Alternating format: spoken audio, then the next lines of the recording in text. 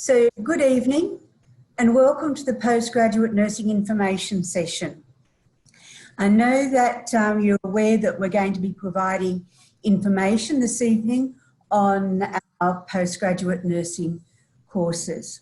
My name is Dr. Jennifer Green and I'm the Director of Education for Sydney Nursing School. Before we go further, I would just like to welcome to country, and in saying that, I wish to acknowledge the custodians of this land, the Gadigal people of the Eora Nation, and their elders, past and present.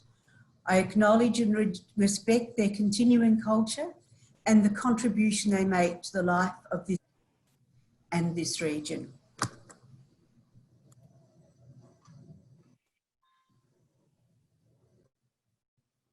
I'm just slowing down because I can hear people still coming to the room. But I'll just continue slowly by saying, as I'm sure you're aware or you wouldn't be interested in looking at our postgraduate units of study, the University of Sydney is regarded as one of the world's leading universities, and it has an international reputation for outstanding teaching and excellence in research. Just a little bit of history, that the Susan Wakehill School of Nursing and Midwifery was named in honour of the late Susan Wakehill in 2017. And this followed the receipt of a very large amount of funding which was provided to the school. This timing was in line with a major restructure of faculties within the University of Sydney.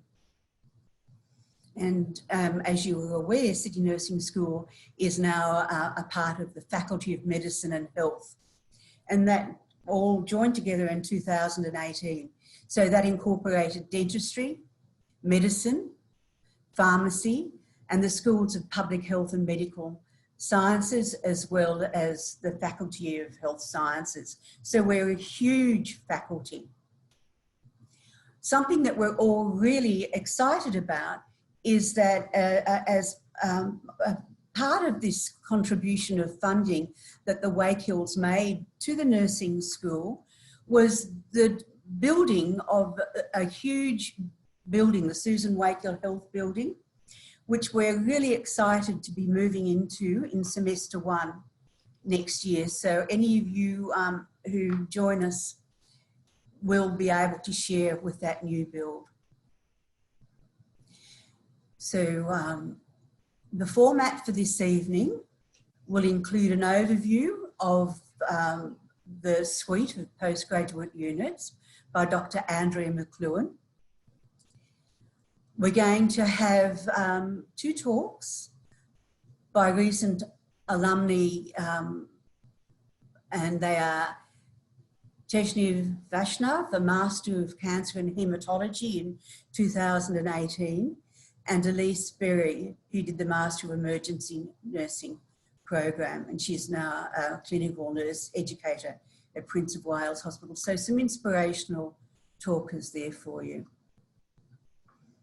Can I just please ask you to keep your microphones on mute unless you are asking questions or making any comments. And also the next slide you will see is access to Slido for questions. Are we able to put that Slido address into the chat? Because it's often easier to just link straight into it with that if we can do that. So I'll hand you over to Andrea.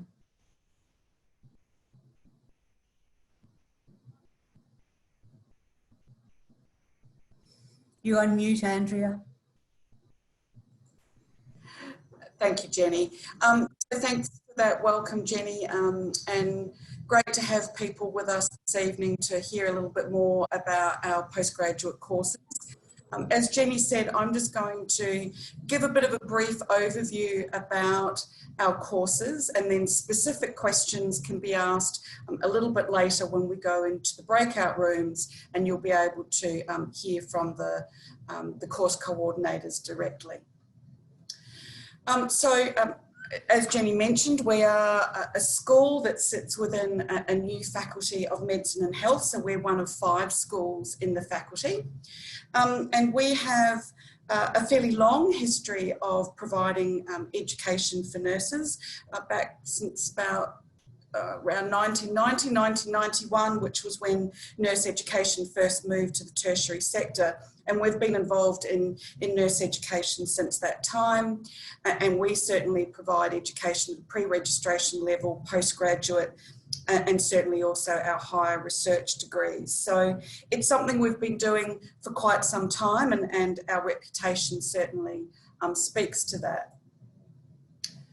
So in terms of thinking about why to study with us, obviously Jenny mentioned some things in her welcome, and certainly I would like to echo the fact that we are most definitely an internationally ranked research intensive university.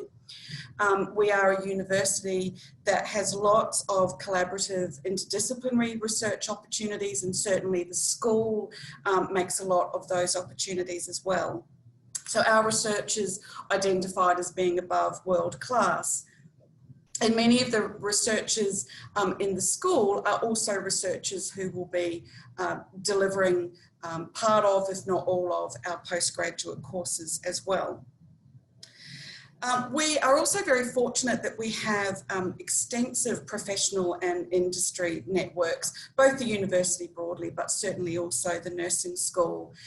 So some of those networks occur at a local health district level, Sydney Health Partners, the Chris O'Brien Lifehouse, for example. We're also involved in the Westmead Hospital redevelopment. So we have a lot of relationships externally in terms of industry, and we also have a lot of interprofessional collaborations and relationships within the university and certainly also within the faculty. And some of those collaborative relationships are also borne out in the teaching and delivery of our postgraduate courses. So in terms of thinking about some of the benefits of coming and studying with us, our courses are really much focused on building the knowledge that you have, enhancing the skills that you would bring with you when you study with us, and really looking at trying to support and extend your confidence to really build your capacity for future leadership in nursing, and certainly, of course, to help you in terms of thinking about progressing your careers. So in terms of the academic staff who are developing the curriculum for our courses, who are delivering the courses to you, as I said earlier, many of them and many of us are researchers, and so we bring that research very much into the learning environment. Our course content is very much developed on and underpinned by contemporary research, and much of that research is research that we are doing ourselves. We also are very, very fortunate to have clinical experts come and teach into our programs and certainly coordinate our courses. So we have clinical nurse consultants, nurse practitioners who are very, very heavily involved in the delivery of our courses that you would be having a lot of contact with.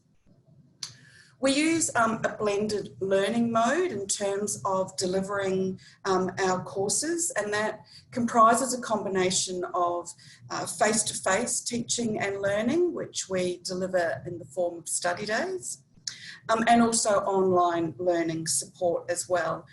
And the feedback that we've received from students over many years is that they find that combination of online and face-to-face learning really, really helpful in terms of trying to get some balance across work, life, study, those sorts of things. The other things that students talk about in relation to our courses is that they offer a really, really great opportunity for them to develop their professional networks. So both with the students and peers alongside them who they're studying with, and certainly also in terms of the contacts and networks that are made with the people who are delivering the course content. Another key aspect of our courses that we are very, very proud of is the clinical relevance of our courses. So they are immediately translatable. So what you are learning during the course of your study, you will be able to immediately apply to practice. And many, or if not all, of our units of study have quite a high focus on practice. So they're not necessarily overly theoretical units, although obviously there is some theory that is taught, but there is very much this application to practice, which we believe is really important, and that's certainly echoed by the nurses who come and do our courses. And I guess another benefit is our focus on leadership. And we do that in several ways. As I said earlier, we really do focus on building your confidence as leaders in nursing.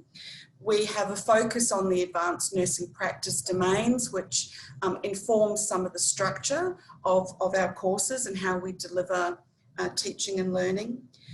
So really looking at building your competence and your confidence to enhance and certainly also advance your career as nurses. So in terms of thinking about what your journey might look like if you come and study with us.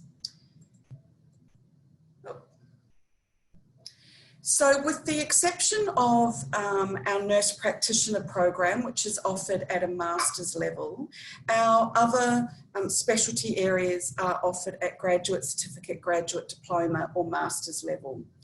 And what that means is that there's a level of flexibility around your study. So students may enter a program at a graduate certificate level, kind of dip their toe in the water if you like, enjoy what they're doing and decide they want to extend their studies. And because our courses are embedded, so our graduate certificate and our graduate diploma are embedded into our master's courses, what we will find is often that students that start off at a graduate certificate level will actually articulate up to graduate diploma and masters. If you start at the other end, if you apply to come in to do a master's course with us, and perhaps partway through your study you may experience some changes in your work life or your home life that may mean you need to pause your study for a while, there's also the opportunity to exit our courses early, depending on the number of units that you've done. So you may be able to exit a little bit earlier with a graduate certificate, for example. For our domestic students, most are very busy with work and life, and so most of our domestic students study part-time. So for a graduate certificate, that's 1 year part-time. For a graduate diploma, 2 years part-time, and for a master's, that's 2.5 years part-time. And of course, our programs are also offered at full-time level, which is often what our international students will be studying.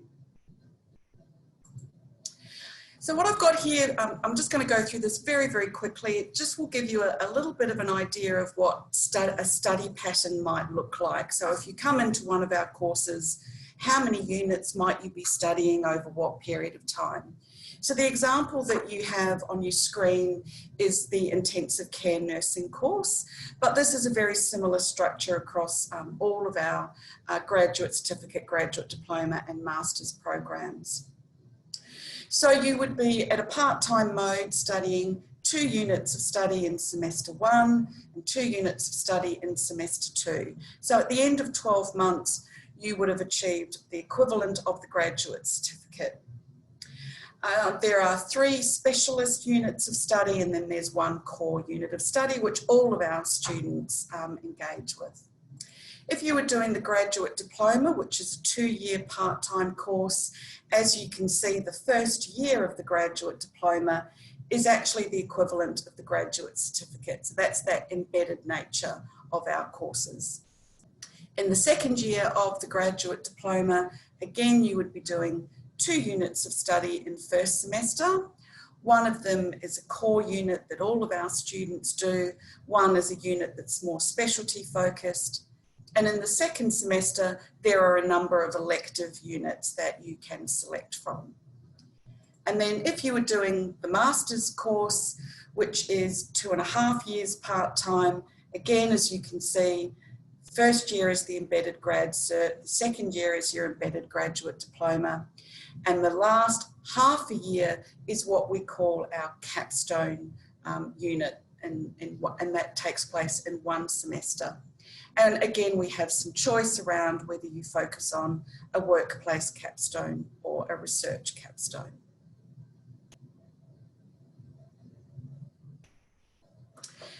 So very quickly, just to, I guess, encourage you and also to congratulate those of you who are thinking very strongly about coming into one of our postgraduate courses. What we know from a lot of research over many, many years is that postgraduate education, particularly at a master's level, is an absolute catalyst for enhanced practice and professionalism in nursing.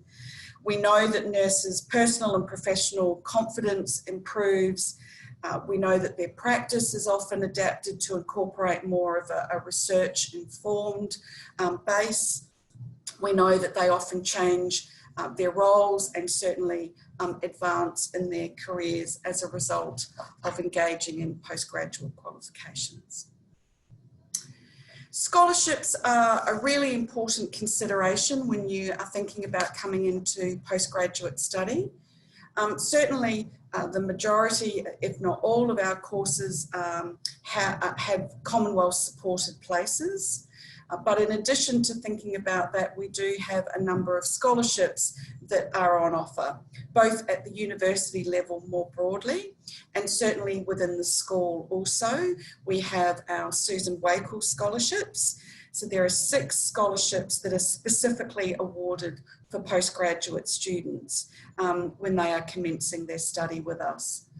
And of course, the other avenue, which is a really great one for accessing scholarships for postgraduate study for nurses, is through New South Wales Health, if you are in the state of New South Wales, where there is a range of scholarships available up to about $8,000 for to support study at a master's level. So thank you for listening to me with that brief overview. As I said previously, once we do go into the breakout rooms, our course coordinators will be able to answer your questions and deliver information which is much more targeted on our particular specialty programs. But I'm really, really delighted to introduce you now to 2 of our alumni, who Jenny also mentioned earlier. So first of all, we'll have Tejni Vaishnav speaking, and Tejni completed the Master of Cancer and Haematology nursing course a couple of years ago, and following Tejni, we'll have Eloise Berry talking to us, and Eloise completed the Master of Emergency Nursing a number of years ago also. So I'm going to stop sharing my slide now so that we can hear from our alumni.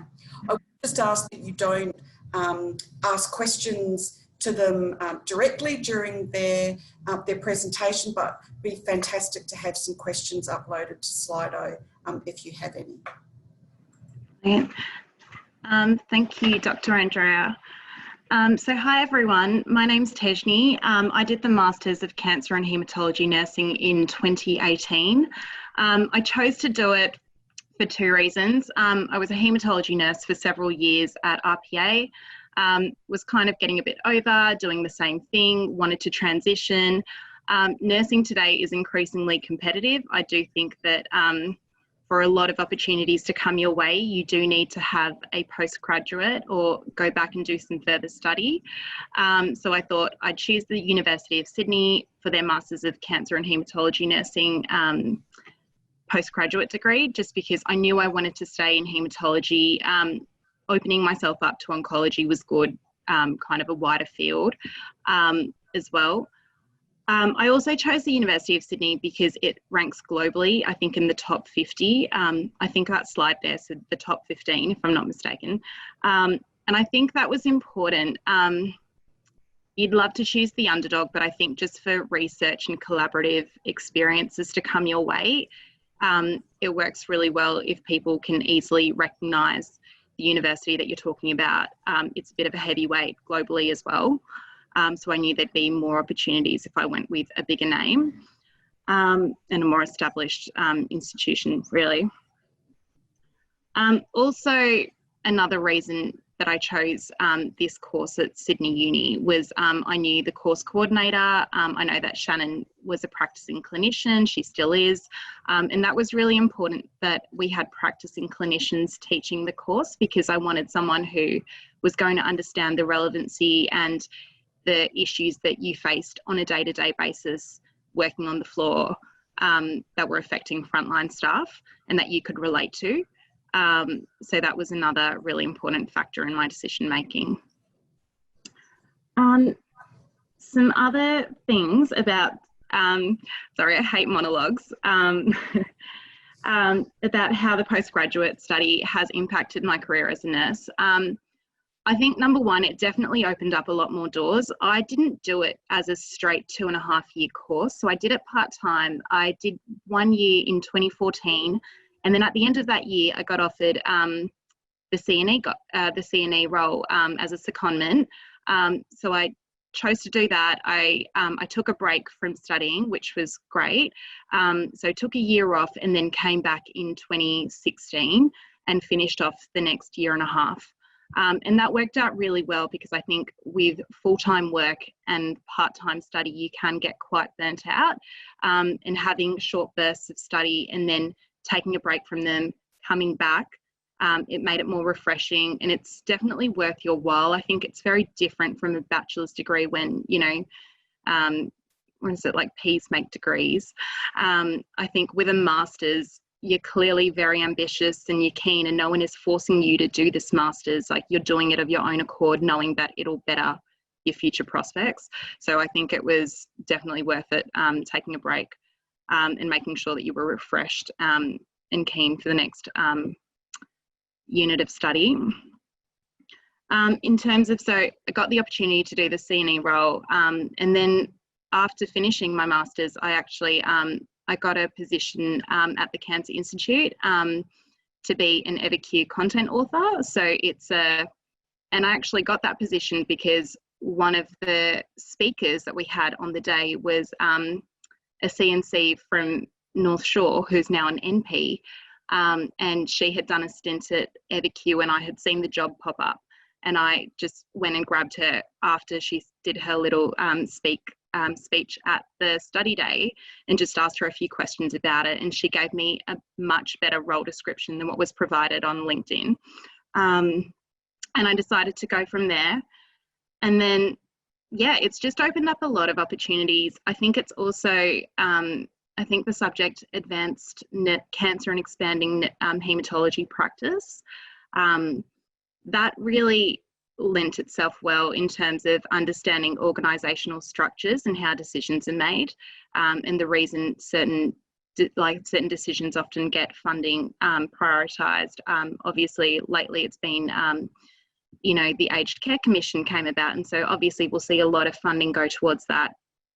Everything in health at the moment is going to be COVID, but I think just understanding the links and the collaborative forces at play when you're trying to make changes in clinical practice was really important. And I think if you're looking to do a course, especially a master's course, just to learn more about haematology and just lymphoma, I think you could do that with a textbook. I don't think you need a master's course, but in terms of lending you to think more broadly and think about what other factors affect the decisions and the change practices that you work with every day, I think the master's course is a great way for that. In terms of any memorable moments from studying at University of Sydney, I actually had made quite a few friends there in the cancer and haematology course. So it was really great with the blended learning, having face-to-face. So we had 4 face-to-face intensive days. We had people travel from all over the state and interstate as well. And I've actually made quite a few friends one from Canberra, a few from Prince Wales, and one from Queensland. And that's really helped in terms of collaboration with nursing practice. Also helpful just call up and see what Queensland Health do, which is different to New South Wales and things. So that's been really useful. And in terms of any advice for prospective students looking to study further, I think of a bachelor's degree as more of a generalist degree, like you have to do all of nursing to be registered, which is great. And then I think it's where the saying, you know, jack of all trades, master of none comes from. And with a master's degree, you can finally choose a specialty that you're really passionate about and really hone in on it. So I think it's worthwhile doing if you think I'm going to stay in cancer or emergency or mental health for the years to come and would really like to be more of a specialist in that field. And I think also when you've worked in a single institution for several years, you do tend to be quite tunnel visioned with what you do, only because you don't have any external influences or don't hear different perspectives. So just the classroom discussions about how they navigated a problem or the issues that crept up or what actual function their CNC did at their hospital, that was just really refreshing and something that you could take back to your own workplace to implement changes to. So yeah, I would definitely recommend it for that. Sorry, are there any other, wasn't sure how long this was. Thanks, Tejni. That's fantastic. Thank you so much. We might move to Eloise, and then there may be some questions that come up on Slido that we can direct to you as well. Thank you. Hi, Eloise. Hi, how are you? My name's Eloise Berry. So I'm actually working at Prince of Wales. I work in the emergency department.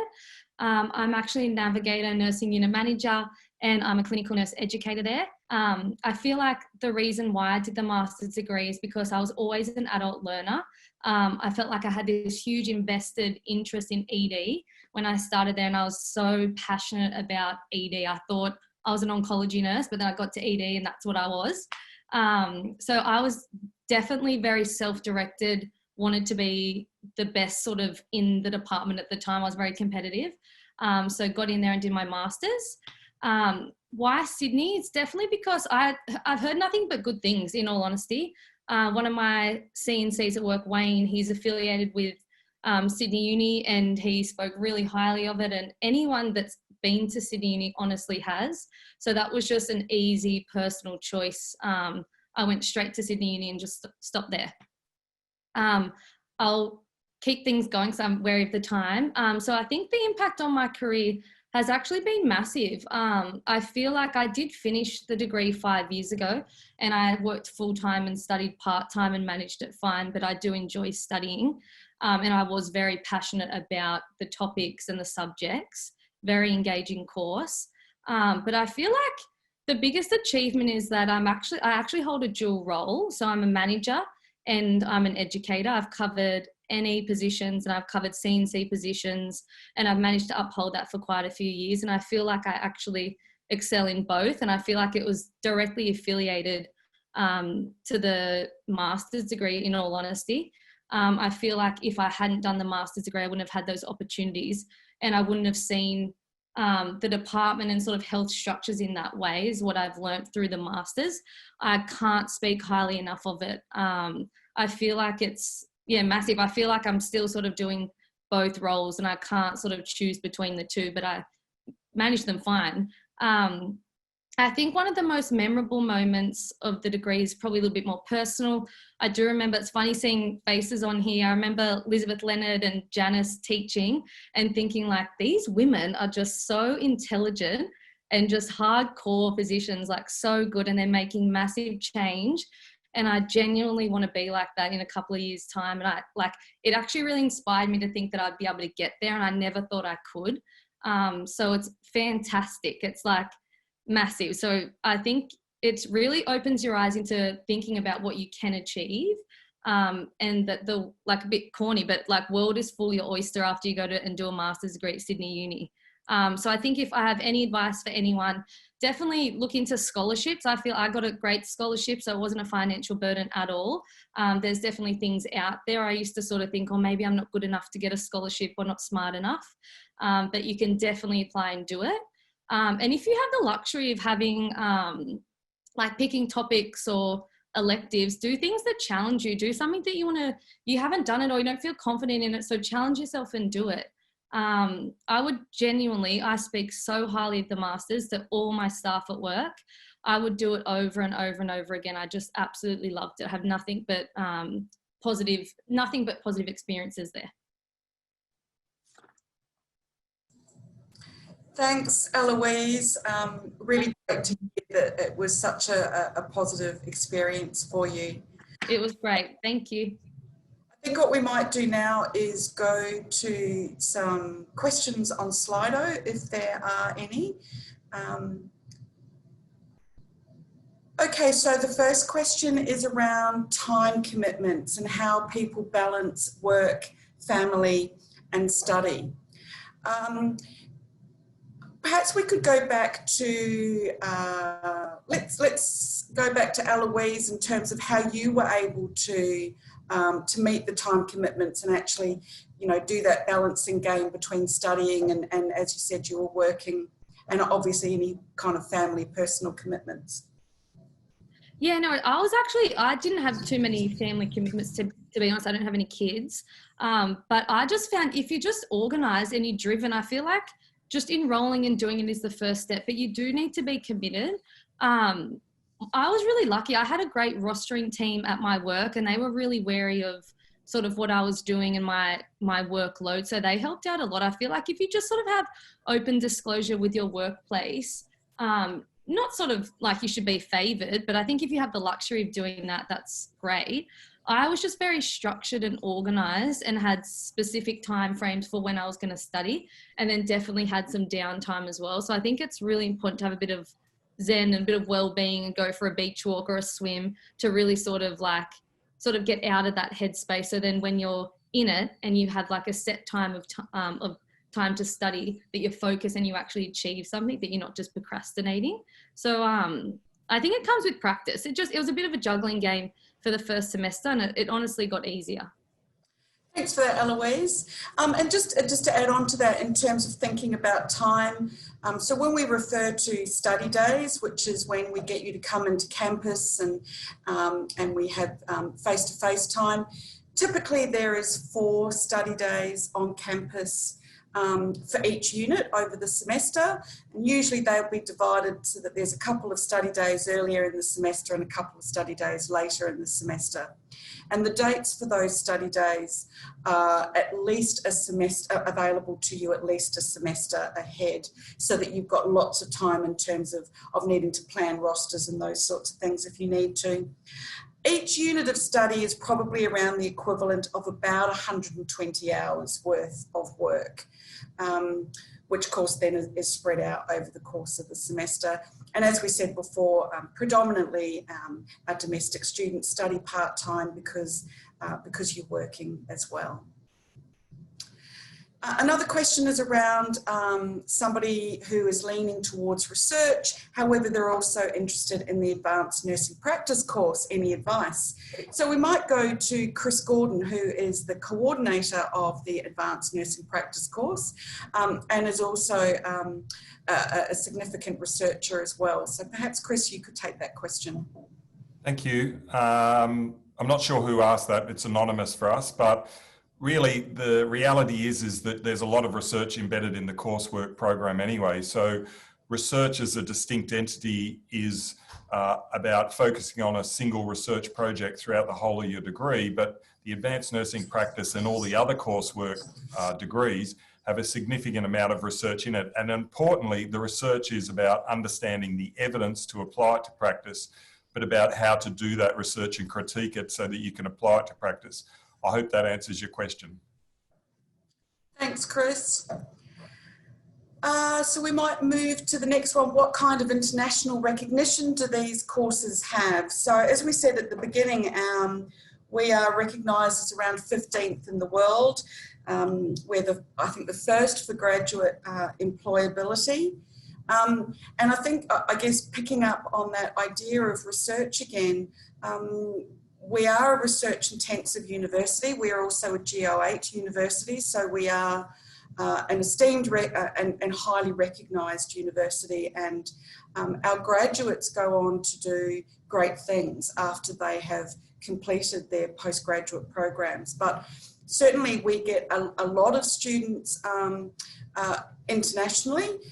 We have students from Saudi, from Turkey, from Canada, from New Zealand, and of course we also have students across all the states of Australia as well. So I think we are most definitely a well recognised and certainly highly recognised university, and more specifically our courses.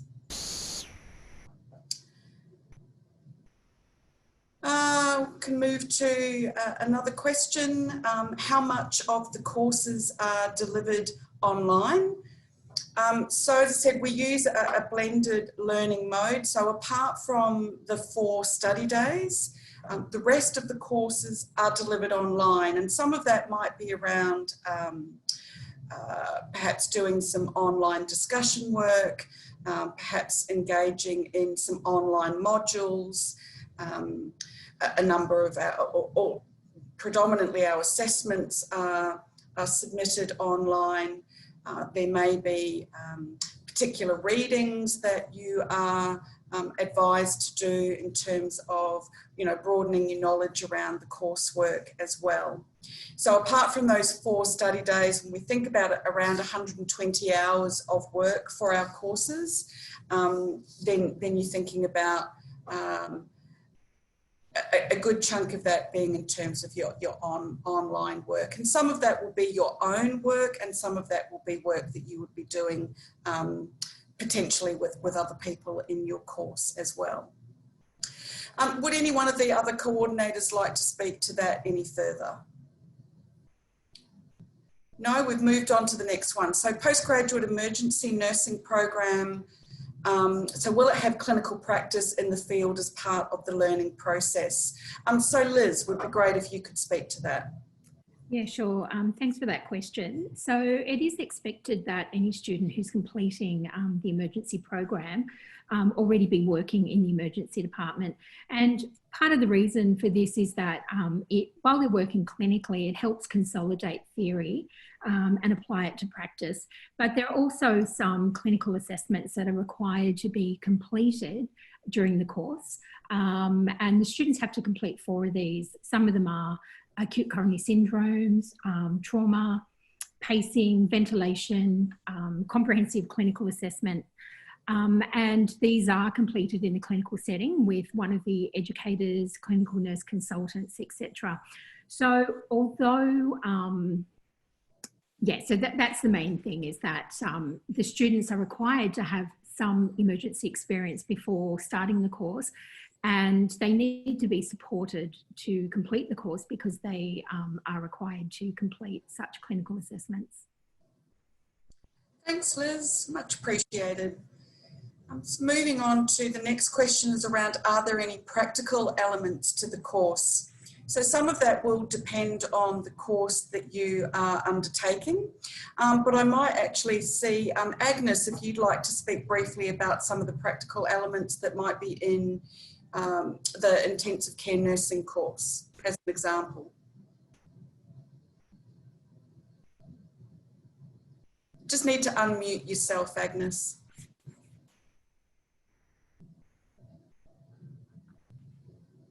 Okay, thank you for that question. Yes, there is a myriad of practicals involved in that, and part of the enrollment process is for you to secure someone who could assess your practical component on the ward in the unit that you're working in. The other thing is for international students, we encourage them to have their assessments done in their home country, but with the COVID-19 situation, we've had to do those assessments here. So the primary requirement then means that you should be working in intensive care before enrolling and while you're still doing your course here at the University of Sydney. resources are given to you to prepare for your assessment, and there's a strong collaboration between the clinicians and us academics to see you through your practical component of the course. And so some of the practicals would be the basic hemodynamic monitoring, temporary pacing, continuous renal replacement therapy, and cardioversion. One of the mandatory assessments would be advanced life support. So the list goes on, and some of that has been touched on by Liz. I hope that helps. Thanks very much, Agnes. The next question I might send to you, Janice. It's a question around how much recognition of the specialist courses would be available if you later wanted to progress to nurse practitioner. Oh, so people who are interested in the nurse practitioner course, we require you to have completed a graduate certificate in your specialty area prior to applying. Sometimes we'll have people who already come with, for example, a master's degree in their specialty area.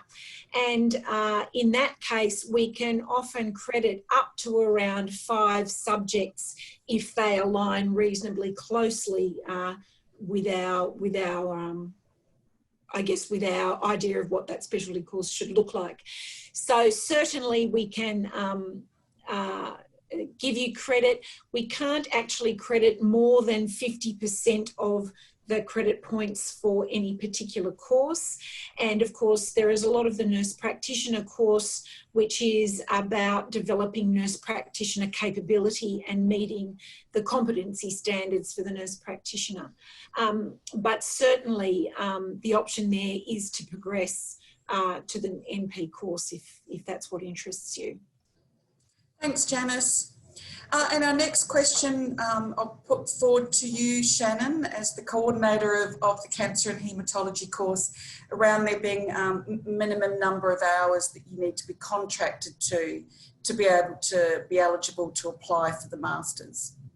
Thanks, Andrea. No, there's no minimum number of hours that you need to be contracted, but we like you to be working in the area so that, as some of the other coordinators said, you can apply what you're learning directly into your clinical practice. And also because some of the assessments are built around what you're doing in your clinical practice, you need to be able to be working in the area to get the most out of the assessments. So there's no minimum amount of time. Great, thanks very much. Thank you. So that looks like we've finished the majority of the questions that had been posted on Slido. So thank you for those questions.